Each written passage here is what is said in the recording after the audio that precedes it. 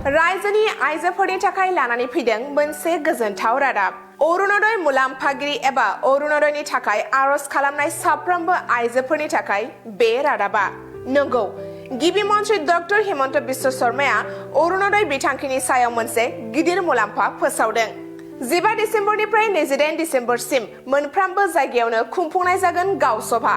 बे गाव सभायाव साफ्रोमबो आइजोफोरानो नुजाथिनांगोन आरो साफ्रोमबो आइजोफोरानो अरुणोदय बिथांखिनि थाखाय गाव गावनि मुंखौ थिसननांगोन। जाय आइजोफोरा दासिमबो अरुणोदय बिथांखिखौ मोननो हायाखै एबा आरज खालामाखै अब्ला बे गाव सभा मेलाव नुजाथिनानै मुं थिसनोब्ला अरुणोदय बिथांखिनि मुलाम्फाखौ मोननो हागोन।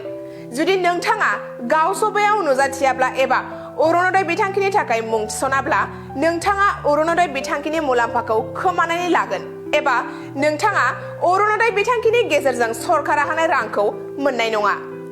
मख'नो गोनांदि जायफोर मुलाम्फागिरिफोरा सिगांनिफ्रायनो अरुणोदय बिथांखिखौ मोनबोगासिनो दङ बिसोरबो गाव सभायाव नुजाथिहैनानै अरुणोदय बिथांखिनि थाखाय गोदानै मुं थिसननांगोन। बे गोनांथार बाथ्राखौ आसामनि गिबि मन्त्रि डक्टर हिमन्त बिश्व शर्माया सरलपारायाव जानाय मोनसे हाबाफारियाव बाहागो लानाय समाव बुंथिदों आरो साफ्रोमबो मुलाम्फागिरि आइजोफोरखौ अरुणोदय बिथांखिनि थाखाय गोदानै मुं थिसननो खावलायदों।